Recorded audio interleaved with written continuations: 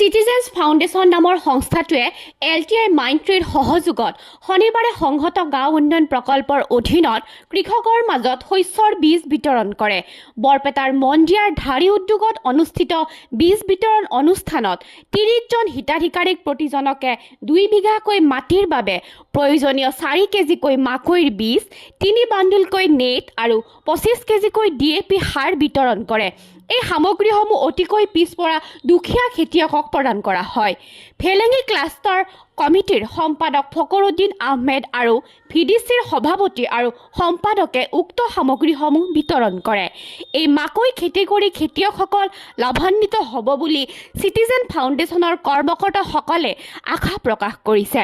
উক্ত সভাত চিটিজেন্স ফাউণ্ডেশ্যনৰ প্ৰকল্প পৰিচালক লৰেন্স কুল্লু, সহকাৰী প্ৰকল্প পৰিচালক উদীপ্ত ঠাকুৰীয়া, সহকাৰী প্ৰকল্প পৰিচালক সুদেম ঈশ্বৰী, MIS নিহাস্মিতা কলিতা, ক্ষেত্ৰ সমন্বয়ক খাদিজা বেগম, ক্ষেত্ৰ সমন্বয়ক আমিনুল হক, ক্ষেত্ৰ সমন্বয়ক ফৰহাদ আলী, ক্ষেত্ৰ সমন্বয়ক মকিবুল ইছলাম আৰু ক্ষেত্ৰ সমন্বয়ক দীপজ্যোতি দাস উপস্থিত থাকে। 15খন গাঁৱৰ 30 জন খেতিয়কক আমি আজি বিতৰণ কৰিছোঁ আৰু এওঁলোকে যি ফাৰ্মাৰ্ছ আমাৰ 30 জন ফাৰ্মাৰ্ছ আমি যি নাম লিষ্ট পাইছোঁ তেওঁলোকে একচুৱেলি বহুত দৰিদ্ৰ পৰিয়ালৰ হয় আৰু এই যিটো খাদ্য আমি দিম সেই খাদ্য তেওঁলোকে ভাল ধৰণে খেতি কৰি চলিব আৰু নিজৰ পৰিয়ালক যাতে ভাল ধৰণে আগবঢ়াই লৈ যাব বুলি আমি আশা কৰিছোঁ।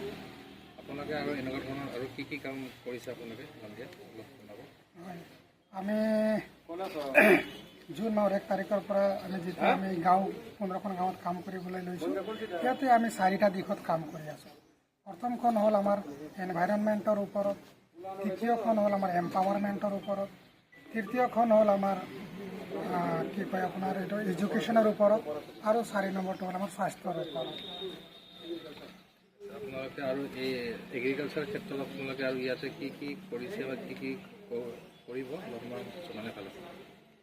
কেইবাদিন ধৰি যোৱা মাহত আমি 50গৰাকী মহিলাক কিচেন গাৰ্ডেন বা নিউট্ৰিশ্যন গাৰ্ডেনৰ কাৰণে আমি বীজ দিছিলোঁ।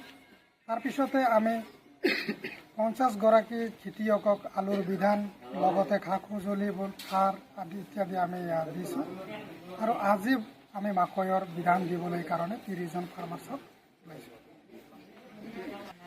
ইণ্টিগ্ৰেটেড আগ্ৰি ফাৰ্মৰ কাৰণে আমি আমাৰ যিহেতু 2টা ক্লাষ্টাৰ আছে। প্ৰথম ক্লাষ্টাৰটো আমাৰ তেদৰা গাঁৱত আমি 30 জন খেতিয়কক লৈ কিনে এখন ইণ্টিগ্ৰেটেড আগ্ৰি ফাৰ্ম মডেল হিচাপে কৰিবলৈ লৈ আছোঁ আৰু যাদৱপুৰ গাঁৱত আন এখন ইণ্টিগ্ৰেটেড আগ্ৰি ফাৰ্মৰ এখন মডেল আমি তৈয়াৰ কৰিব গৈ আছোঁ। এই ইণ্টিগ্ৰেটেড আগ্ৰি ফাৰ্ম যোগেদি আমাৰ যি গাঁও 15খন গাঁৱৰ লগতে ওচৰ চুবুৰীয়া গাঁও তেওঁলোকৰ খেতি চাই তেওঁলোকক শিকিব পাৰিব আৰু গোটেইখিনি কাম আমি আমাৰ যিটো প্ৰকল্প যিটো হৈছে ইণ্টিগ্ৰেটেড ভিলেজ ডেভেলপমেণ্ট প্ৰগ্ৰাম বোলা প্ৰকল্পৰ অন্তৰ্গত চিটিজেন্স ফাউণ্ডেশ্যনে কাম কৰি আছে আৰু LTI মাইণ্ডট্ৰী আমাক ছাপোৰ্ট কৰি আছে এই কাম কৰাত। মোৰ নাম লৰেন্স কুল্লু, মই প্ৰজেক্ট মেনেজাৰ। LMT মাইণ্ডট্ৰীৰ অৰ্থ সাহায্যত আমাৰ চিটিজেন্স ফাউণ্ডেশ্যনে আমাৰ মন্দিয়া অঞ্চলৰ 15খন গাঁৱত যোৱা জুন মাহৰ পৰা বিভিন্ন দিশত কাম কৰি আছে। ইতিমধ্যে আমাক ছাত্ৰ ছাত্ৰীসকলক স্কলাৰশ্বিপ আৰু চ'লাৰ লেম্প এইবিলাক প্ৰদান কৰিছে। কৃষি ক্ষেত্ৰতো আলু খেতিৰ কাৰণে 50 জন মানুহক সাহায্য আগবঢ়াইছে আৰু এগ্ৰি ফাৰ্মো কৰি আছে আৰু কৃষি সা সঁজুলিৰ কাৰণে আমাৰ 2টা ক্লাষ্টাৰতো সেইবিলাক বস্তু মানে আমাৰ ব্যৱস্থা কৰি আছে। আজি হয়তো আমাৰ 30 জন খেতিয়কক আমাৰ মাকৈ খেতিৰ কাৰণে মাকৈ বিধান, সাৰ, নেট এইবিলাক মানে যোগান কৰি আছে।